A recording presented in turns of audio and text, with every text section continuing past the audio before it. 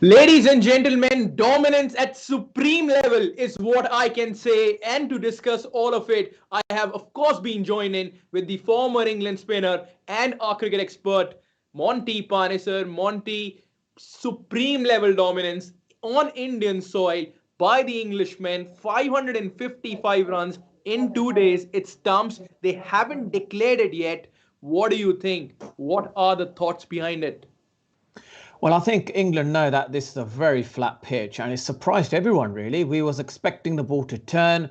You know, sort of past five Test matches, I think the average score's been like I think about 350 first innings, possibly 450 second. But we never thought that after day two, England would be still batting, and the ball really hasn't turned as much as we expected. The ball's gone really soft, and England are in a commanding position, and it is actually great to see, England do so well in India.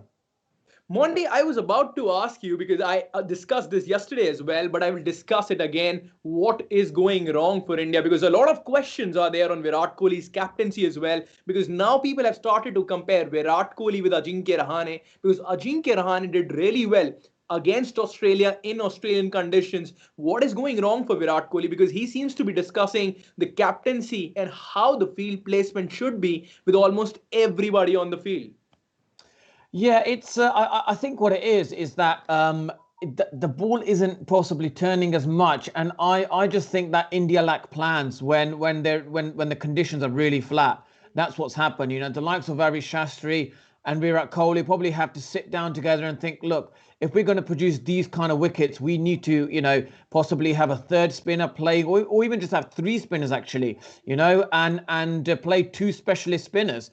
I think the likes of Washington Sundar and the left arm spinner on Naeem Shah, they haven't bowled well enough in my opinion. Especially the left arm spinner. He's given away too many runs.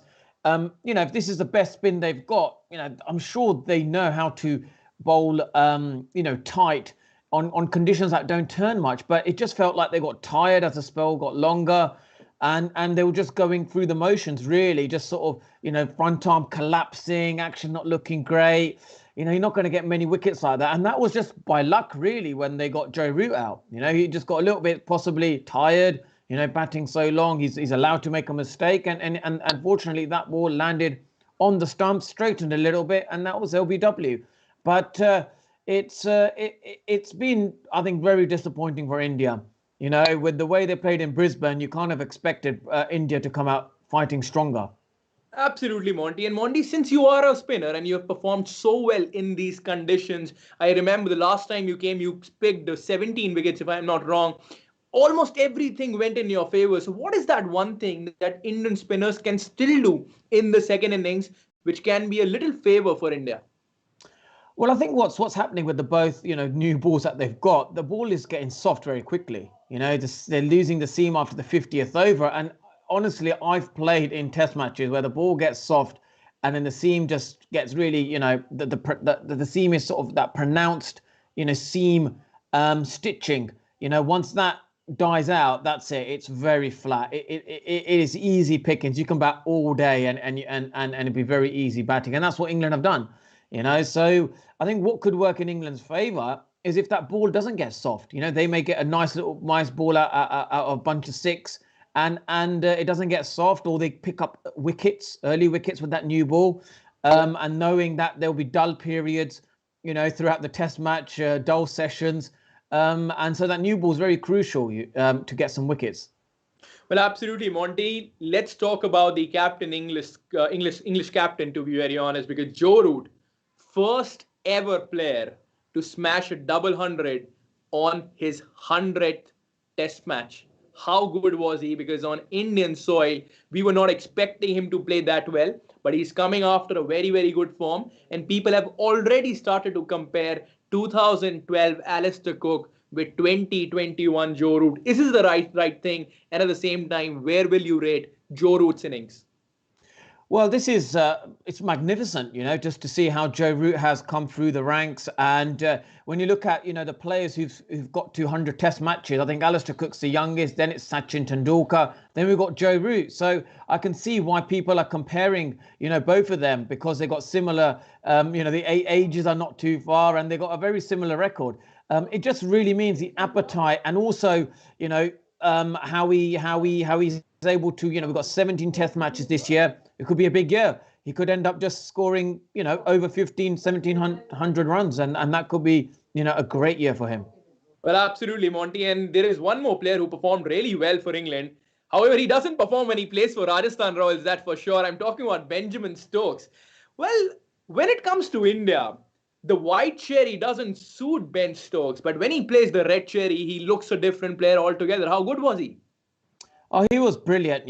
He like I said, during the IPL, it took him a few games to get going, but here, the slow nature of the wicket, the tired bowlers, it was perfect for him, and he can play that sort of attacking, role while Joe Root can keep batting. I think it helped Joe Root to actually just bat at his own pace while Ben Stokes was, accelerating the scoring. So it was great to see. All English fans love seeing Ben Stokes bat really well. And, I'm sure with three seamers playing for England, there'll be a passage where Joe Root where Ben Stokes will probably bowl that longer spell and hopefully put pressure on the Indian batting lineup. So England are looking in a very strong position at the moment.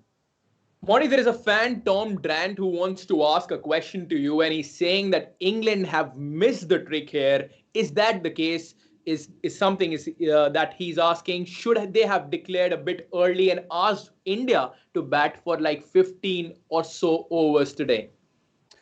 Well, that's a great question. Normally I think that's what you tend to do, but with Joe Root, who batted I think pretty much most of this match, I think he's probably thinking this wicket is really flat. Right. Get to 600, and they'll be confident that if they can, get maybe early wickets with that new ball, that's going to be England's strength, because that ball does get soft quite quickly, and it's turning. So it'll be interesting to see, compared to the Indian spinners, how the likes of Jack Leach, Dom Best bowl. They may bowl with that slightly quicker pace. The Indian seamers, spinners, they tend to bowl they bowl with flight, and they let the pitch react off the pitch rather than not bowl it into the wicket. That sometimes that's how English spinners are taught to bowl. If there's nothing happening, bowl fast into the wicket. They didn't really do anything like that. So it'll be interesting to see how the English spinners bowl. They option, especially in the rough, where it doesn't matter if you have flight on the ball. You just want to bowl quick as you can into that rough, and then let the pitch do all the sort of magical stuff that it does. Well, absolutely, Monty, because if I actually look at the scorecard at the end of day's play, it's 555 runs for the loss of 8 wickets. Rory Burns, 33 of 60 deliveries. Dom Sibley played well, 87 of 200. But the standout performer was the captain Joe Root, 218 runs, 377 deliveries, 9 boundaries and 2 massive sixes. And along with him, Benjamin Stokes was at his best, 82, 118 3 deliveries, 3 maximums and 10 boundaries. And let me tell you, India's bowling card was all over the place because no one was able to capitalize on the starts that they were getting. Shahbaz Nadeem was playing his just second game, 44 overs, 4 maidens, 167 runs, and just 2 wickets by his name. And a couple of wickets for Ravichandran Ashwin, Bumrah, and Ishant as well. I think, Monty, they will be declaring here. And tomorrow, probably they will ask India to come in, or probably they will play half an hour or so. My final question to you, what can we expect tomorrow?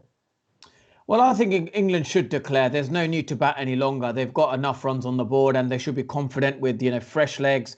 The seamers who've had 2 days of rest, they will be definitely exposing the Indian batting lineup. So, it's a question of now, can India, possibly, hold on to bat for the next, I guess, 2 days at least, where they don't lose 20 wickets. I think in the first innings they just need to bat at least 4 to 5 sessions, for them 10 wickets, And if they're able to do that, then yeah, they'll be back in the game.